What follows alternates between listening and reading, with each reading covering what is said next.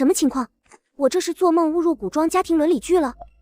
恭喜宿主绑定本文管家系统1，检测到强烈共鸣，拉取您完成辅佐天命之子主线任务，完成后即可回家哦。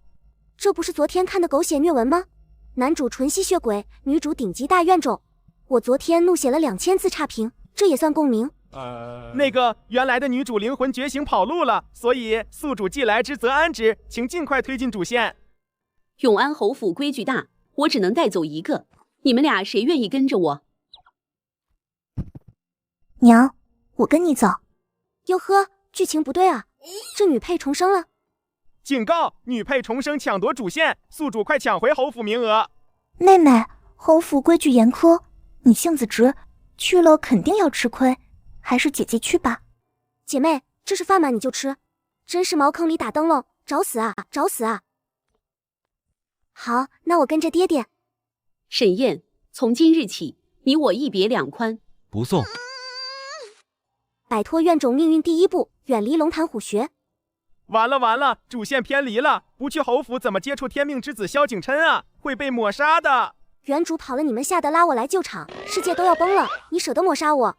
不就是主线吗？又不是只有去侯府才能见到那个废物。那你还有什么办法？雀儿不怕，爹去书寺多抄些书，总能养活你。哇，有个温柔的美人爹，感觉还挺不赖。当然是先进入权贵圈，抱个金大腿啊！靠抄书养活自己和女儿还是太吃力了。雀儿，爹明日去街头支个代写书信的摊，你乖乖在家，别乱跑。爹爹，我们不能这样自甘堕落。对不起，雀儿，跟着爹爹让你受苦了。所以啊，爹爹，咱们得发愤图强，得赶紧找个比侯府还厉害的靠山。雀儿，咱们在这京城举目无亲，去哪寻靠山？爹，你别管，今天非给你找个好人家嫁了。什么？雀儿，休要胡言乱语。什么嫁了？胡闹！宿主，你清醒一点，你的任务是和天命之子虐恋情深，你现在要去哪儿啊？去长公主府。长公主是全书最大反派，手握重兵，克夫命，最后会被男主剿灭，你上赶着送人头啊！长公主为什么会被害？她弟弟皇帝非给她塞个叫王长河的二五仔驸马，她现在正缺一个能堵住皇帝赐婚借口又毫无威胁的挡箭牌。我爹白身一个，无权无势，性格温软，最重要的是长得好看。原著里长公主前3任驸马全都是斯文俊逸的风流公子，说明什么？说明这位殿下是个颜控啊，就喜欢貌美娇夫。可是主线剧情，去他爹的主线。打工人都知道要找个福利待遇好的大厂，你们这破系统连个五险一金都不交，还指望我给你们卖命？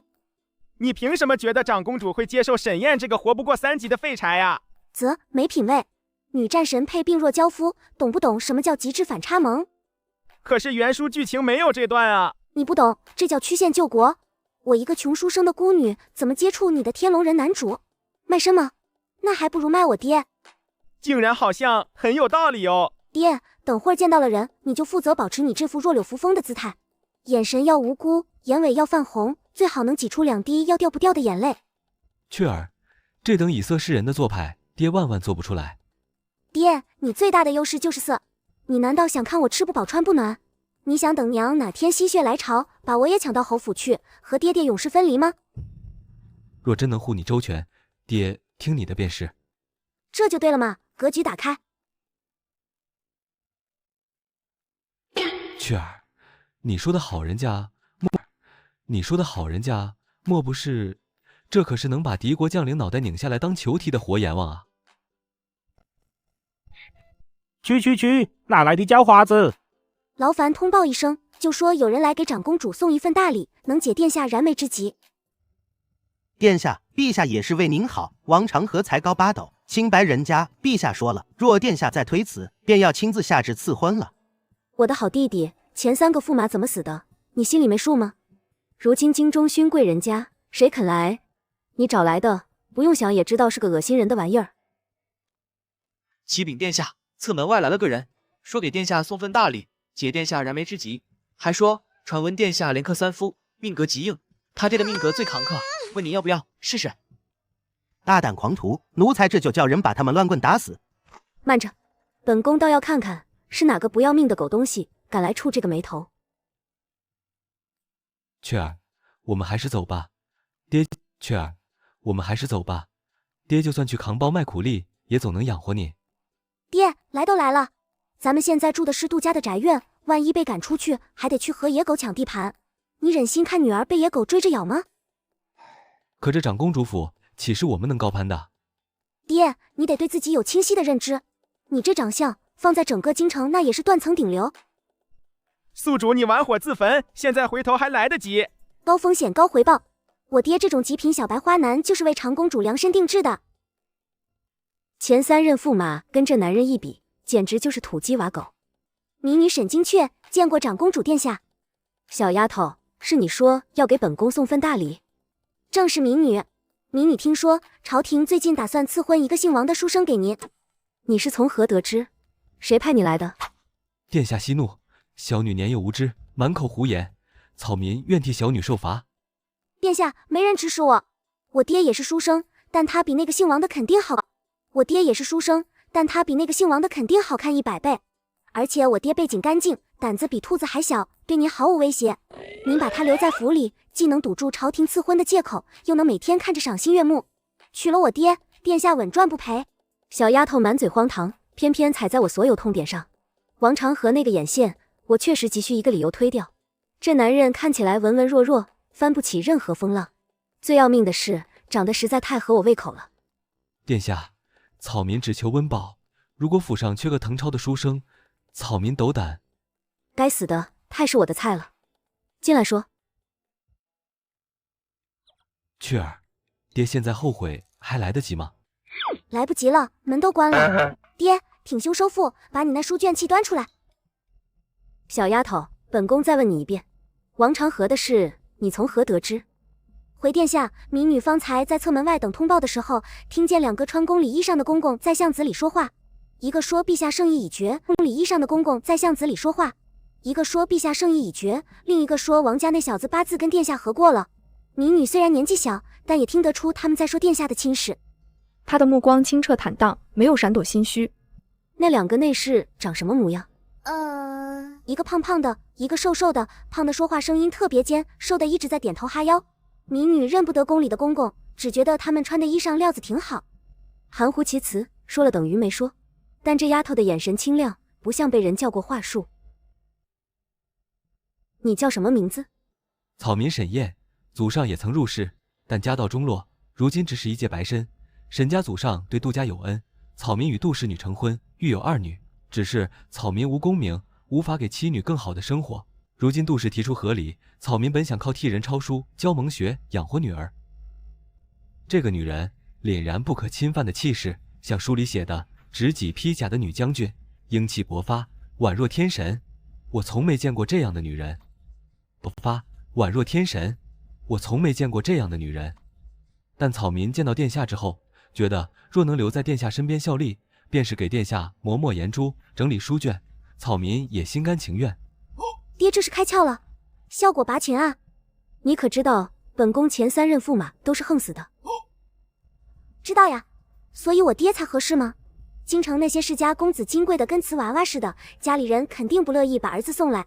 可我爹不一样，他命格火土相生，稳定家宅，兴家旺妻啊！37度的嘴怎么说得出这么冰冷的话？你是真卖你爹啊！而且殿下再看看我爹这样子，陛下再想塞人进来，您就说本宫已有俊俏的驸马了，劳陛下费心了。抛开那些怀疑，此人确实很合我胃口。同妻子和离，却不说前妻半句坏话，至少襟怀磊落。你父女2人先在府中住几日，容本宫考虑。许伯，安排客房，按门客规制供给衣食。小丫头，你方才说的话，本宫全当童言无忌。小丫头，你方才说的话，本宫全当童言无忌。若查出你们来路不正，本宫的刀可不留情面。沈公子、沈小姐，请随老奴来。许伯，那院子住的是谁啊？那院子，2位莫要靠近。不让人靠近的院子，神秘的药味，这里住的是谁呢？下午，父女俩回了一趟家，发现杜家人已经把别院收了回去，行李被扔在门口。若不是雀儿带着闯了公主府，今夜便无家可归了。宿主，你现在回头还来得及，杜氏的丫鬟明天就会出现在东街。打住！我都搬进公主府了，你还惦记你那侯府呢？那是主线剧情的核心场景，天命之子萧景琛常常出入侯府。曲线救国，懂不懂？先别催，咱们谈谈待遇。你之前说完成主线有奖励，我现在身无分文，手无寸铁，凭什么让长公主把我爹留下？你想干什么？我记得女主有个神农空间吧？我怎么没有？金手指呢？你给我贪污了？那是后期高阶奖励，你现在才第一个节点。那行吧，我明天就去告诉长公主，我和我爹也是间谍，然后带着我爹找破庙住下来，冻死我自己。什么主线剧情，崩塌吧！你威胁我？合理诉求吗？空口白牙让我卖命，亏本买卖做不了哈亲亲。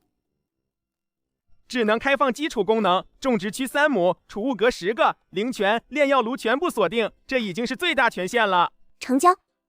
释放空间绑定。沈精确脑海中多了一片朦胧的绿色，眼前出现一块被雾气笼罩的3亩小菜园，角落里有10个木格子。这玩意也搞引流吗？凑合先活着吧。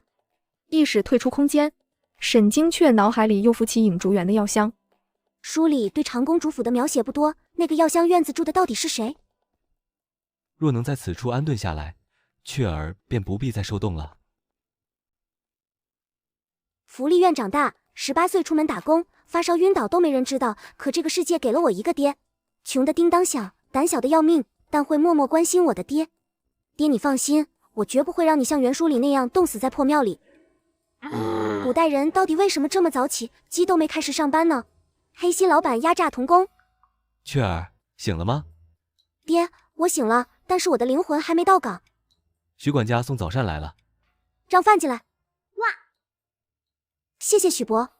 这是绿萼，殿下特意安排来照顾小姐的。见过沈小姐。绿萼姐姐好。既入了公主府，有些规矩老奴得说清楚：一、前院不得擅闯；二、东侧演武场不得靠近；三、夜里不可随意走动；四、后院影竹园绝不可去。许管家放心，我们妇女定会谨记。记住了吗？记住了，记住了。雀儿，你可千万不要乱跑，万不能给殿下添麻烦。爹你放心，我才不会乱跑，路都记熟了，绝对直捣黄龙。长公主有3个义子，萧长庚、萧景行、秦烈。按时间线推算，影竹园里住的应该就是萧长庚。他腿伤之后，府中内务有大半由他过问，他要觉得我们妇女不顺眼，我们分分钟得去桥洞抢风水宝地。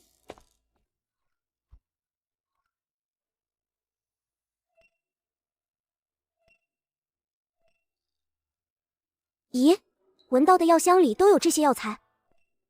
那当然，五感接触到的药材都能立刻识别。好家伙，这药里居然有问题！原书里萧长庚的药一直被动了手脚，太医院有人把能让他恢复的药换成了脱病的方子，他好不了，长公主就少一条臂膀。真是小刀拉屁股，开了眼了。古代宫斗剧撑不起我。沈精确正想再文文确认一下，忽然觉得脖子边一凉。穿越后，我带爹抱上了反派大腿，而此时一把长剑正架在我脖子上。当时那把剑离我的喉咙只有 0.01 公分，但是1/4炷香之后，那把剑的主人将会……大哥，手稳一点！哎呀呀呀呀！有话好好说，我晕高。封建社会要不得啊，人权都没有保障。哪个院的丫鬟？丫鬟，我这是是稚气未脱。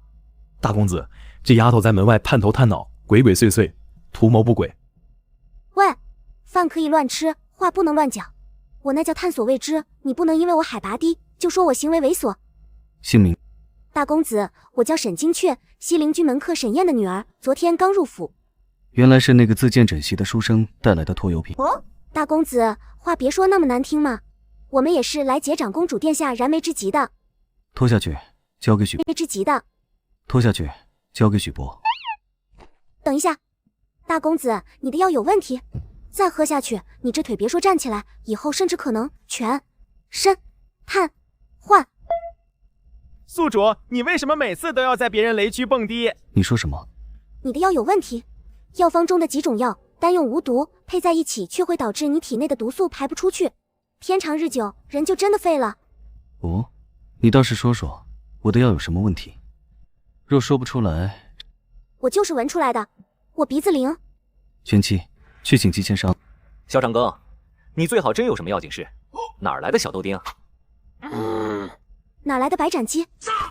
你，他说我的药有问题。胡说八道！这方子是我亲自开的，药材也是我验过的。怎么可能？有人换了药是故意的。大公子，话我说完了，我还是个孩子，先回去补个回笼觉了。关门。先回去补个回笼觉了。关门。玄七、风月，再去西陵局把他父亲请来。完犊子，玩脱了，要请家长了。大公子，小女年幼无知，若有冲撞，还请大公子恕罪。沈公子，恋爱瞧出我的药有问题，敢问他师从哪位高人？药？什么药？雀儿，你懂药？你几时学的？失策，忘串供了，是老天爷教的。前些日子梦里有个白胡子老爷爷说我命里有劫，得学本事才能活。醒来后我就突然认识好多草药了。雀儿若有奇遇，也未必是坏事。沈某愿以性命担保，小女绝无害人之心。我也不想来啊，我闻着药香好奇凑近，这黑衣大哥上来就拿剑架我脖子。我好心提醒你们倒好，又架脖子又拎小鸡，现在还要审我爹。我爹就我一个女儿，兜里穷的叮当响。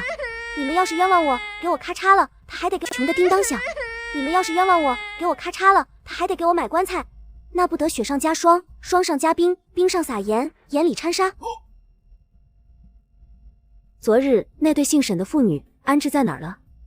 回殿下，在西陵居。不过奴婢瞧见玄七领着那位沈公子，匆匆往影竹园的方向去了。去影竹园？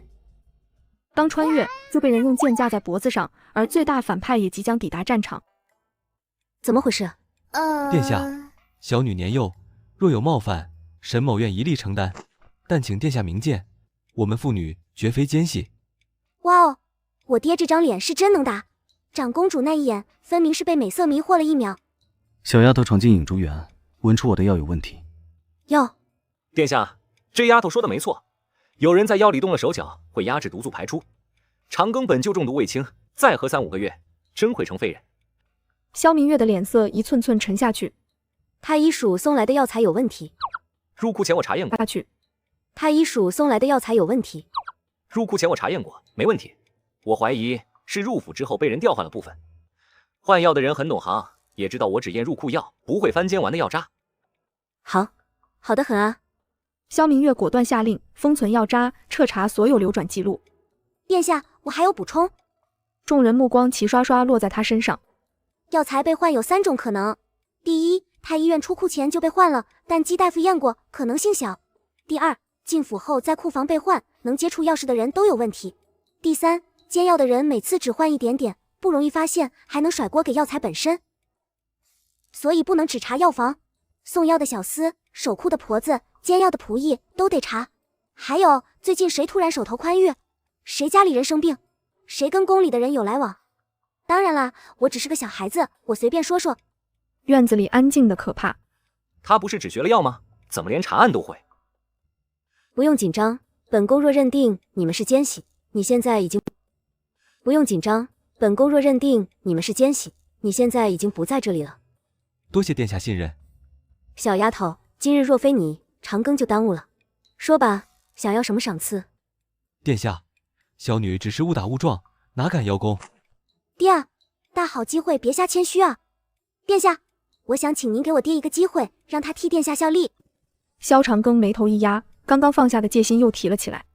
沈姑娘倒是会替你父亲谋前程，不知道的还以为是沈公子教唆的。殿下，大公子误会了，沈某绝无教唆攀附之意，小女只是心疼我这个无用父亲。又开始了，自我贬低，配得感太低，得找个机会跟他聊聊。本宫知道，长庚、沈燕暂去书房听用，此事本宫自有分寸。沈姑娘，长公主府不养闲人。既然你懂药，今日又立了功，明日起你来影竹园，跟着姬千上打下手。我爹当牛马，我也要当牛马。不过萧长庚是未来反派阵营头号战力，能在他眼皮底下混脸熟也好。姬千商是神医之子，影竹园药材丰富，神农图鉴能蹭蹭点亮。多谢大公子赏识。等等，谁说我要带他？白斩鸡师傅，你放心，我很好带的。谁是你师傅？别叫我白斩鸡，我叫姬千商，叫我姬千商。萧明月看着这一院鸡飞狗跳，眉间寒意散了些。沈燕，随本宫来。爹，你安心上班。上班又是新词。担心小雀儿，让殿下见笑了。雀儿年纪小，性子跳脱，沈某怕她在影竹园冲撞大公子。长庚看着凶，但刚正不阿，不会欺负小雀儿。姬千商虽是嘴欠脾气怪，但医术却有可取之处。小雀儿既得天授，跟着他学些本事，总好过整日乱跑。殿下说的是。至于身份，你放心，你如今算府里门客，没人会拿他做奴仆使唤，也没人敢拿他说嘴。若是明年你依旧在长公主府岐山书院开女学，本宫送他去念书。殿下大恩，沈某无以为报。你学识如何？幼时随祖父读过几年，四书五经、史论策文，皆还算通晓。萧明月昨天已查过沈家底细，祖上清流言官，因旧案牵连3代不得入仕科考。看得懂账册吗？这处粮草折损数目与前夜入库数对不上，还有这里，西北军3月用炭，不该比2月多出这么多。若非遇雪灾，便是账上有人虚填。沈某失言。你很敏锐。本宫书房缺个书吏，平日誊抄文书，整理册卷，核对旧账，你可愿意？我每月20两银子，另有4季衣料，府中供食宿。过去替人抄书，1月能有2两已算不错，20两够雀儿吃饱穿暖，购买笔墨纸砚，够给他攒些嫁妆。沈某愿意，多谢殿下给沈某这个机会。明日卯时来前院，清渊会安排你。穿越后，为了不让爹太闲着，我给他找了个班上。沈先生，殿下吩咐您暂在藏书阁誊抄造册，主书房军贸密舌，非传召不得入内。茶水在角落，午膳有人送来。沈某明白。他可适应。沈公子很喜欢藏书阁。哦，怎么个喜欢法？像老鼠进了米缸。藏书阁那边别盯太紧，叫人别怠慢了。影竹园呢？小雀儿已经过去了。警告！神农空间试用45天倒计时启动。什么玩意儿？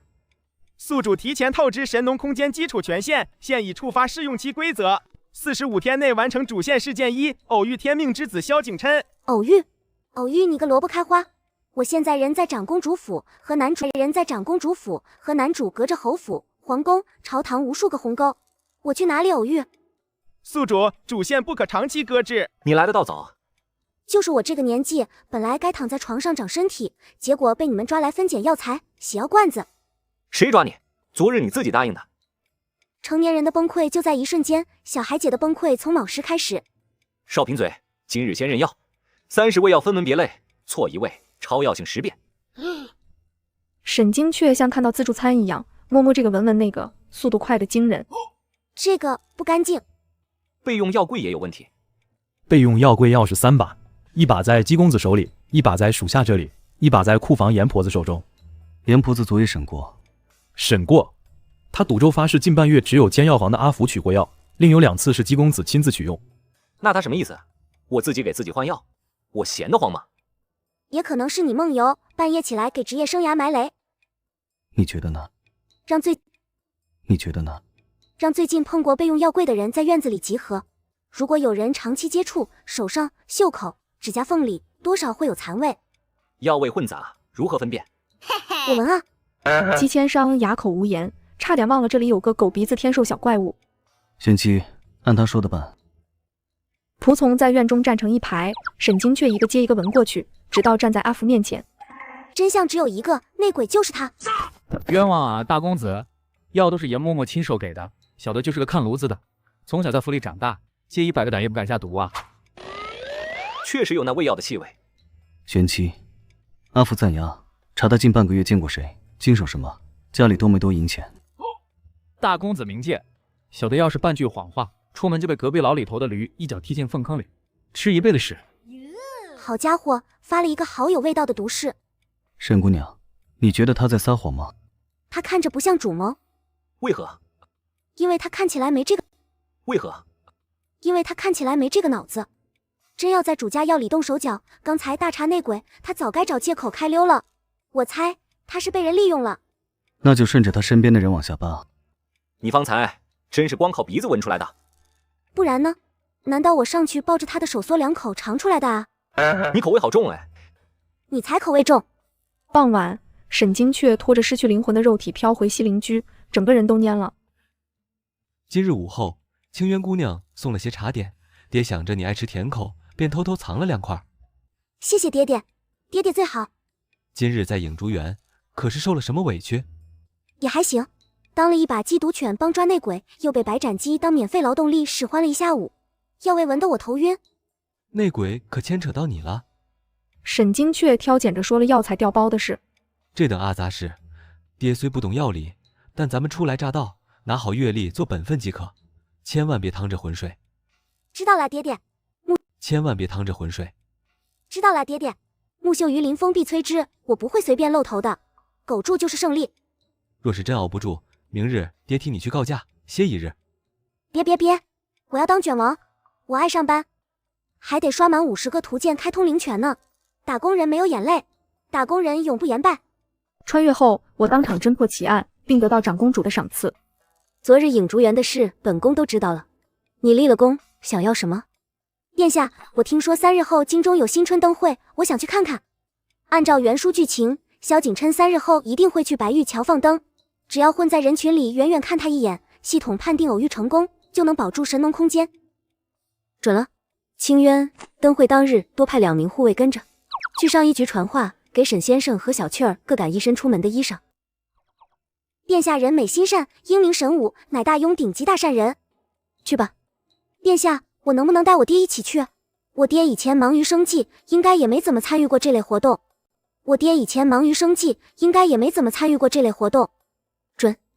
殿下放心，我一定看好我爹，不让他被外面的妖魔鬼怪拐走。沈燕今日在藏书阁。是，沈先生一早便去了。让他过来一趟。见过殿下。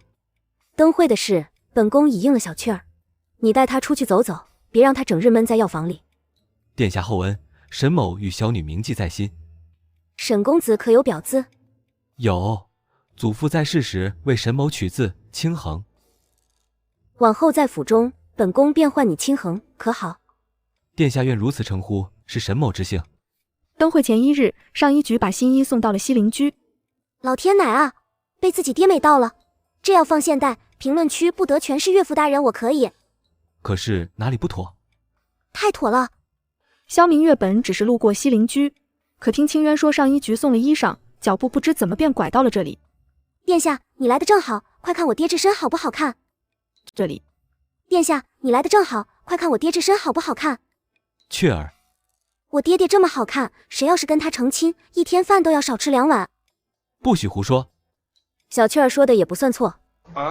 玉佩怎么没带？沈燕拿起玉佩，手指却被玉带缠住了，越解越乱，越乱越急。我来。萧明月站在他身前，低头替他理腰间玉带。2人离得近，沈燕能闻到他身上很淡的冷香。呀，都有2个孩子了，怎么还跟纯情男高似的？多谢殿下。这身不错，明日灯会人多，跟紧些。殿下放心，我会牵好我爹，绝不让他走丢。雀儿。我说错了吗？爹你这么好看，万一被哪家夫人小姐盯上，现场抢人怎么办？长公主府的人没人敢抢。磕到了，真的磕到了。次日清晨，影竹园药房。你今天吃错药了？没有，我在努力学习，争取早日出师，不给师傅丢人。你什么时候认我当师傅了？昨天还叫我白斩鸡。此一不给师傅丢人。你什么时候认我当师傅了？昨天还叫我白斩鸡。此一时彼一时嘛，人总要成长的。丁，恭喜宿主点亮50种药材图鉴，基础灵泉功能正式解锁。沈金雀回到西陵居，连忙盘腿坐床上，闭上眼睛沉入神农空间。宿主，基础灵泉已开启，可用于浇灌灵草，亦可直接饮用。沈金雀小心翼翼地捧起一捧灵泉水送到嘴边。牛的，这玩意儿比医美还猛。他捧起水跑向种植区角落里的灵泉草。灵泉草生长进度60%，再浇几天，生长度到了100%，就能把灵泉草摘下来给萧长耕用。提示：下一阶段解锁条件，图鉴点亮数量达到80种，可开通药方功能。50到80，还差30种。影竹园的药都刷差不多了，得想办法接触更多药材才行。新春灯会，沈金雀当街落水，另悬一线。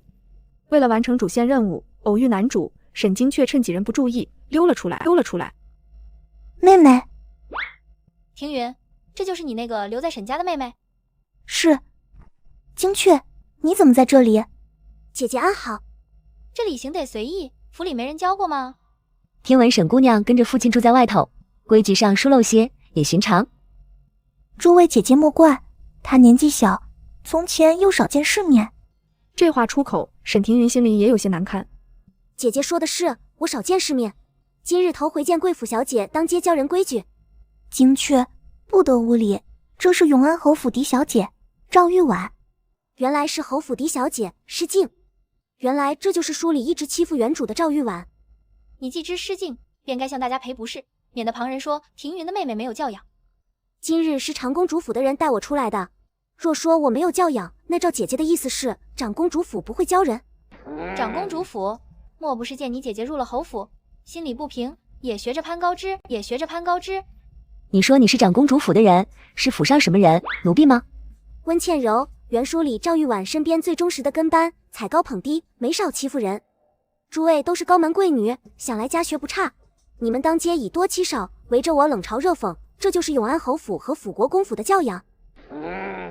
好大的口气，张口便将永安侯府和辅国公府攀扯进去，谁给你的胆子？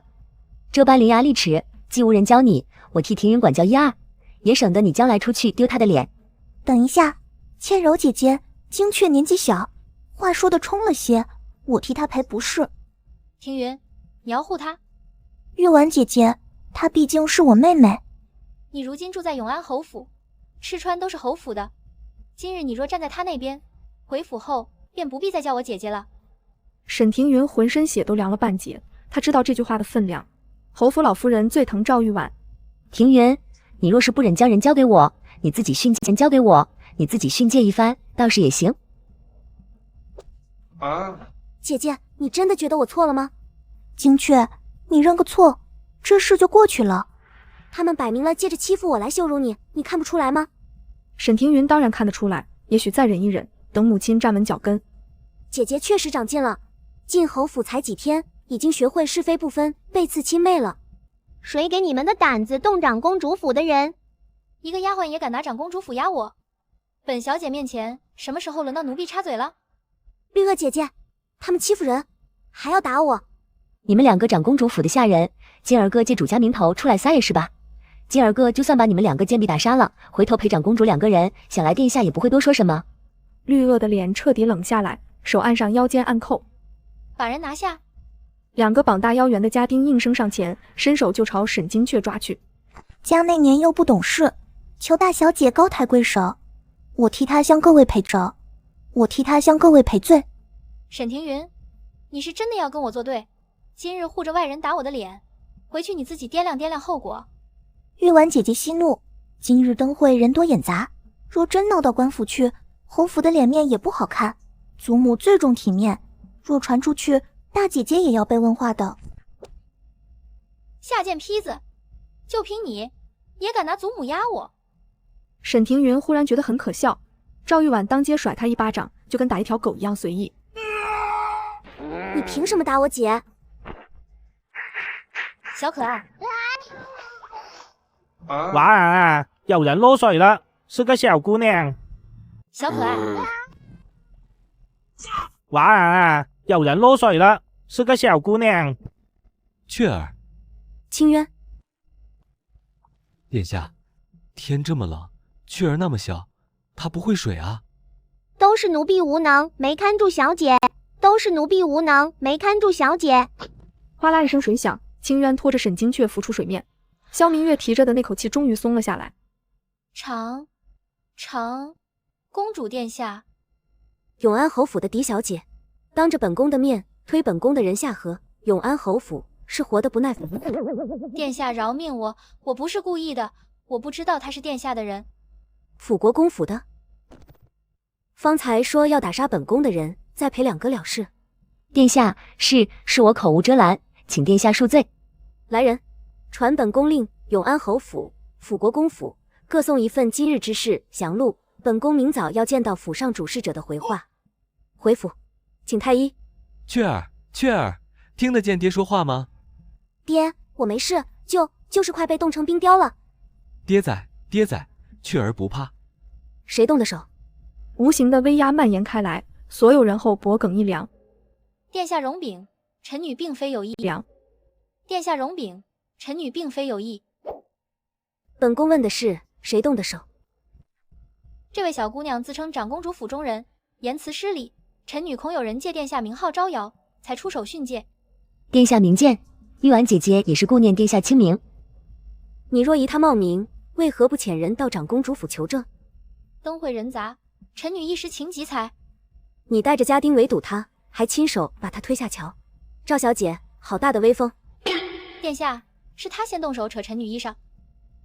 奴婢赶到时，赵小姐与温小姐正带人围住沈姑娘，出言羞辱，称沈姑娘为奴婢，又命家丁动手拿人。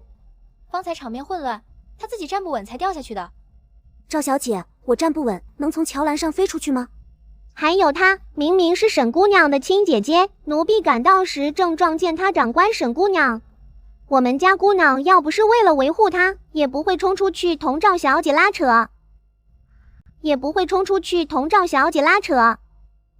爹。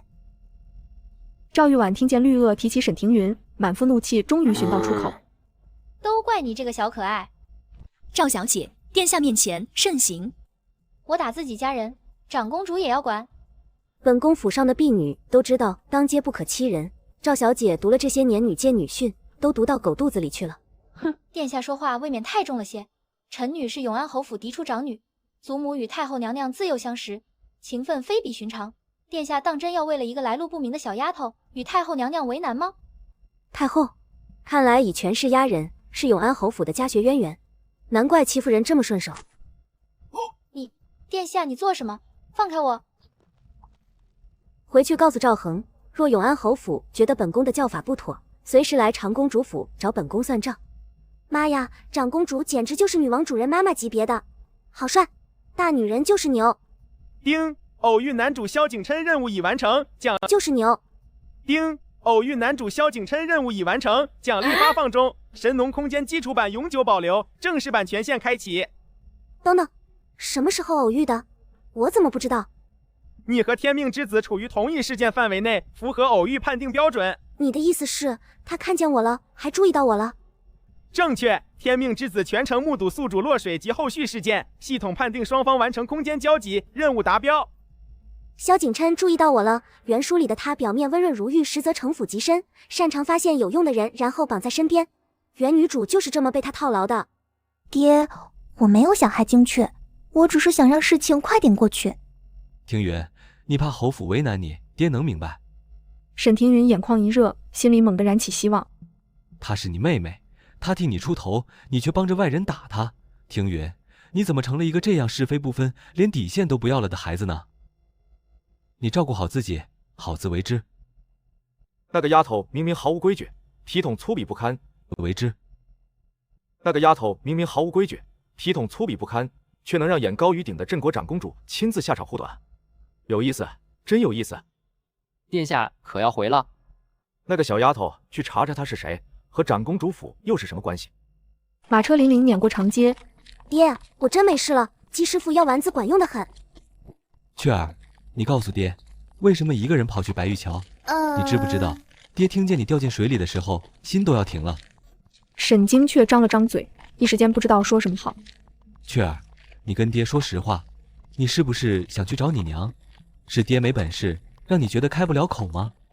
爹，我就是看走马灯看迷了路，一不小心走到白玉桥的。那刚才你在爹爹怀里东张西望，是在找什么？绝不能说出萧景琛3个字。爹，我头好晕，寒气上来了，眼前发黑。雀儿，回去就让姬大夫再看看，别落下什么病根。演技再现，危机解除。不过也不全是装的，回去得喝口灵泉水。宿主，你这样骗你爹，良心不会痛吗？闭嘴，只知道催催催的废物桶没有发言权。前面的马车里气氛截然不同。殿下，影竹园的事查清了，我和玄七顺着阿福往上查到了采买管事贺伯身上。贺伯的亲外甥是长药太监刘瑾，而刘瑾是太后的人。殿下，这颗钉子埋了12年，从长庚还没受伤的时候就已经在了。灯下黑，太后好手段，在本宫眼皮子底下养了12年的蛀虫。还有一件事，贺伯的妻子3年前病故，丧葬银子是刘瑾出的，他唯一的女儿在京郊庄子上当丫鬟，那庄子的主人姓赵，永安侯府。赵家旁支的庄子，明面上跟侯府没关系，但地契上的名字是赵恒庶弟的小妾。太后、太医院、永安侯府3条线拧在一起，贺伯的女儿就是人质，他不敢不从。把贺伯12年经手的每一笔药材账目一笔一笔查清楚。殿下后续如何打算？既然母后如此费尽心思在本宫身边买眼线，那本宫自然也不能让她的心思白费。本宫会让她看到她期待的一切。烫！鸡千商那个白斩鸡是不是拿火锅底料给我搓澡了？这味儿冲的能卤猪蹄。小姐，水温正合适，您安分些。我现在就像是卤味童子鸡，马上就要出锅撒葱花了。今夜白玉桥上的事是雀儿行事鲁莽，我们妇女能在府里讨口饭吃，已是天大的恩情，如今还要给殿下招惹是非，我实在……沈燕，不趋炎附势是你的骨气，但若在我面前也这般畏首畏尾，倒显得生分了。本宫握着这滔天权势，图的就是随心所欲。大雍的疆土，本宫护得住，难道还护不住你们父女2人？至于永安侯府，算个什么东西？那便多谢殿下了。行了，早些歇息。沈燕站在原地目送萧明月身影彻底消失在夜色里，深吸一口气，却根本压不住胸腔里砰砰狂跳的心脏。沈清衡啊，沈清衡，你哪来的胆子对大雍最尊贵的殿下动这种大逆不道的心思？真是疯了！小姐，这是大公子吩咐厨房炖的老母鸡汤，说让您趁热喝。大公子也知道我今晚落水了。听小厨房说，这汤是下午咱们出门前就炖上的，想来是大公子提前给小姐准备的夜宵。沈精却趁绿萼转身出去，他立刻从空间掺了些灵泉水倒进鸡汤里。大公子送的鸡汤。咱俩分着喝。昨晚您衣裳也湿了大半，别逞强不当回事。浓汤入喉，原本僵冷的身躯渐渐回暖，一股热流顺着四肢蔓延开来。这汤里可是加了什么药材？应该是大公子吩咐厨房加的吧。大公子待人仁厚，你在影珠园要好好跟姬大夫学。还有一件事，前些日子殿下提过，明年岐山书院要开女学，殿下说会送你去念书。什么？上学？岐山书院是大雍最好的书院，能进女学的都是官宦世家的女儿，殿下肯举荐你是天大的恩典。穿越前卷不完的文史数理化，穿越后卷不完的女诫女训，卷不动，真的卷不动啊！次日清早，影竹园药房弥漫着熟悉药香。小丫头去哪儿了？放假了。为何放假？昨夜灯会出了事，小丫头落水了，寒气入体，我让她歇1天。出事？因何缘故落水？昨夜在白玉桥上，永安侯府的赵小姐当街把她推进了河水里，幸好清源赶到得快，把人捞了上来，不然你现在看见的不是空板凳，是一块灵位了。玄七，推我去西陵居。玄七一愣，大公子自打腿伤加重以来，1年多没踏出影竹园半步，如今竟然要去西陵居。此时的沈精却正在神农空间里忙得热火朝天。这批种子里大概有12种还没点亮图鉴的，种下去发芽成株，直接刷数量。加上影竹园存货，凑够80种解锁药方功能，指日可待。人呢？回大公子，小姐还在歇着，昨夜折腾了大半宿，一直嗨。萧长庚默默磨了磨牙，他想起昨晚他站在影竹园门口仰着脑袋笑嘻嘻说要照顾他的样子，在成为长公主义子前，他也有个妹妹。照顾好她，没痊愈之前不用来药房。永安侯府赵玉婉吗？动了我的家人，总该要付出点代价。祖母，长公主根本不把咱侯府放在眼里，当着满街百姓的面，拎着孙女的后领就往河里扔。她这般折辱，跟羞辱赵家有什么分别？明日祖母进宫请安，把这事儿跟太后娘娘说道说道。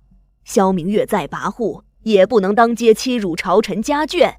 太后娘娘跟祖母自幼相识，定会替咱们出头的，对不对？安心养着，对不对？安心养着，旁的是祖母来办。老夫人走后，赵玉婉越想越气，就准备去找沈庭云的麻烦。池水冰寒，赵玉婉在水里扑腾。皇姐难得主动来见朕，坐，朕让人沏了御前龙井。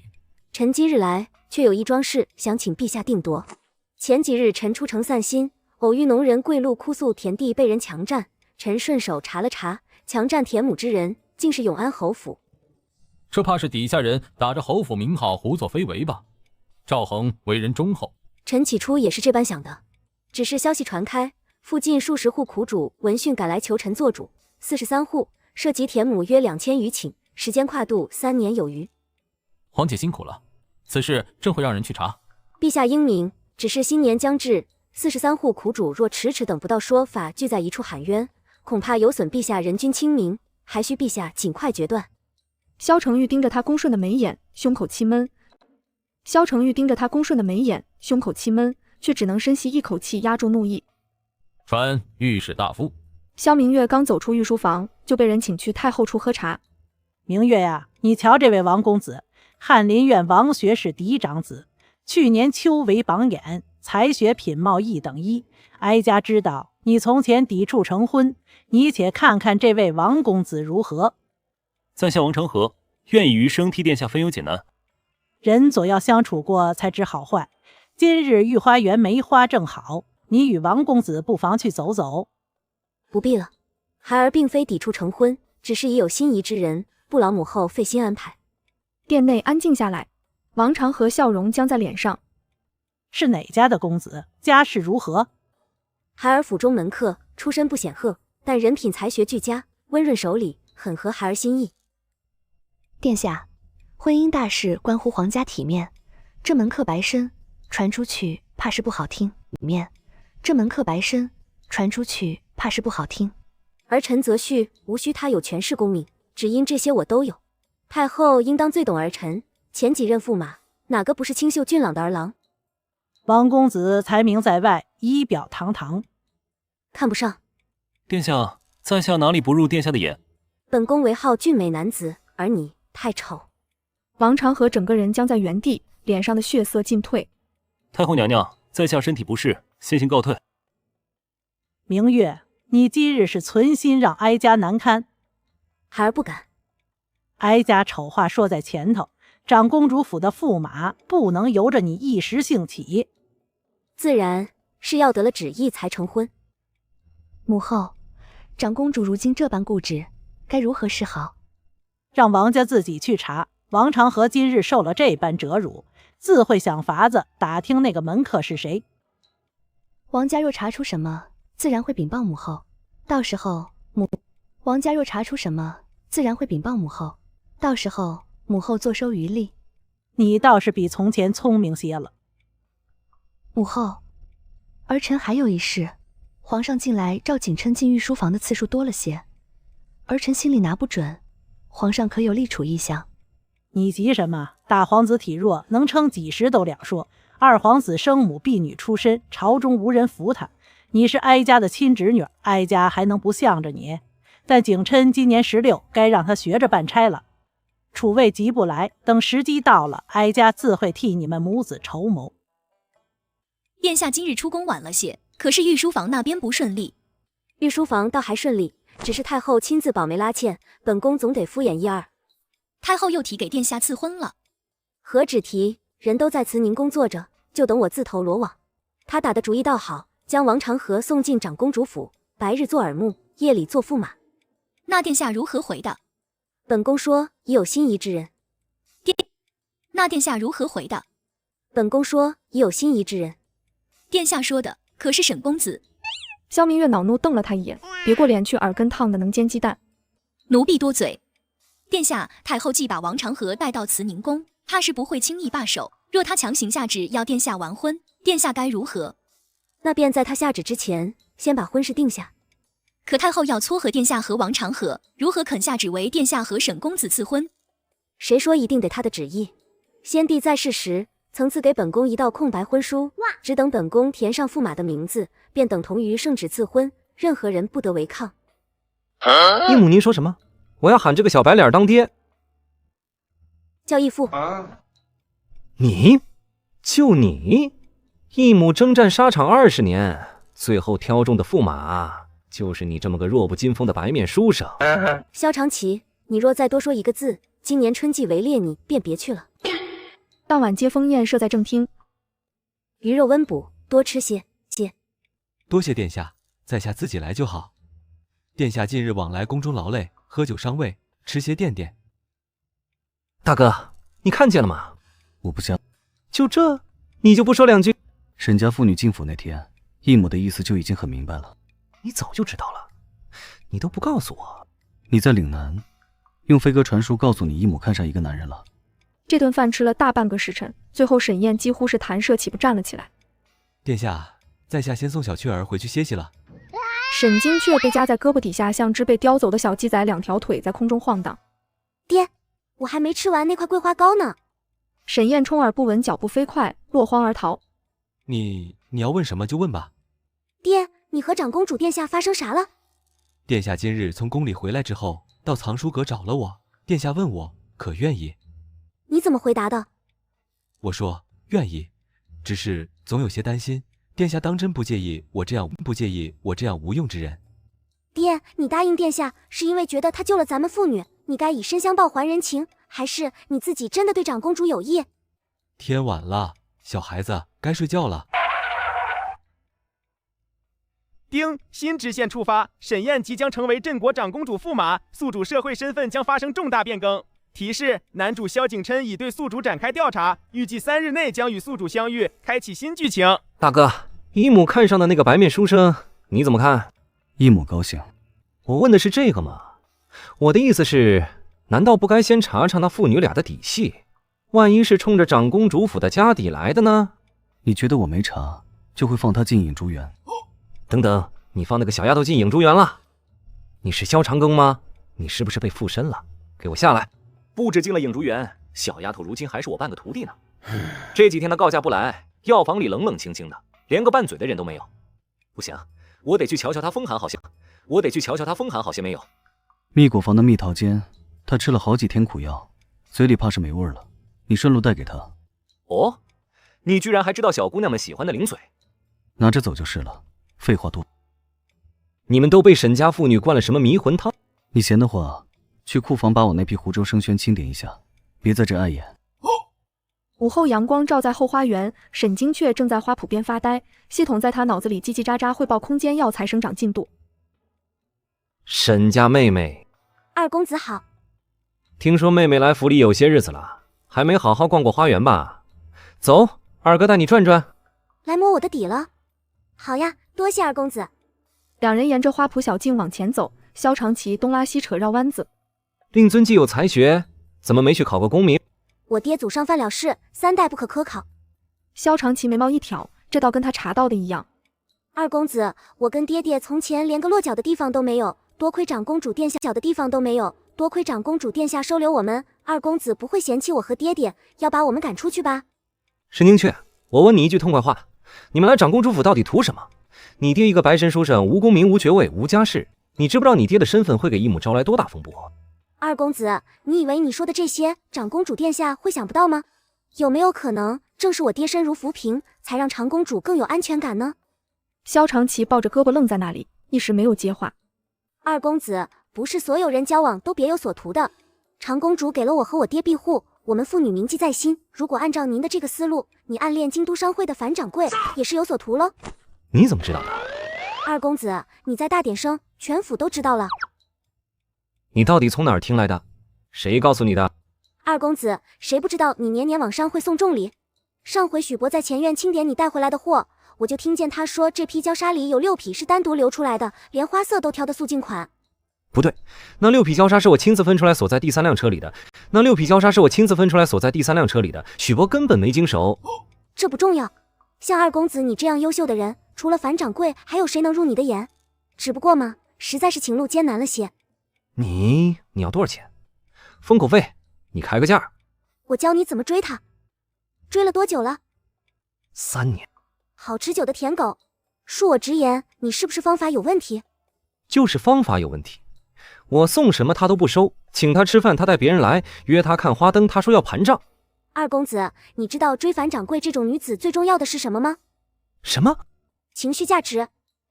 樊掌柜家底丰厚，什么好东西买不到？你往人家面前堆金山银山，人家只会觉得你在炫富，又不会觉得你真心。那我该怎么办？总不能装穷吧？第一，你得让他觉得被重视，不是送贵的东西，是送对的东西。他最近愁什么？忙什么？你知道吗？萧长奇摇了摇头，他确实不知道，每次见面光顾着开屏了。确实不知道，每次见面光顾着开屏了。第二，欲擒故纵。你天天围着人家转，他当然不稀罕你。你试试消失几天。消失？我好不容易才回京。就是因为好不容易回来才要消失啊。往常每次回京，你是不是都第一时间往他那里跑？这次突然不去了，他就该不习惯了。好像有点道理。二公子，这种事情要多关注对方想要什么，而不是你想给什么，对症下药才能事半功倍啊。妹妹，不，军师，你简直是我萧长奇此生遇到的第一明白人，受教啦。低调低调。两人嗑着炒瓜子聊得热火朝天，完全没注意到暮色已沉。雀儿，该回去用饭了。爹，你来了。义父大人。这二公子，你这是？